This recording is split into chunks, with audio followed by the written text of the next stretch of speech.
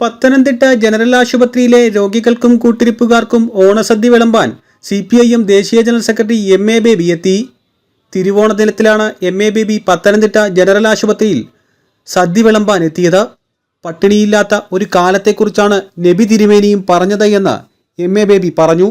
ഓണവും നബിദിനവും ഒരുമിച്ച് വന്നത് ഒരു വലിയ സന്ദേശമാണ് തിരുവോണ നാളിൽ നൽകുന്നത് എന്നും അദ്ദേഹം കൂട്ടിച്ചേർത്തു.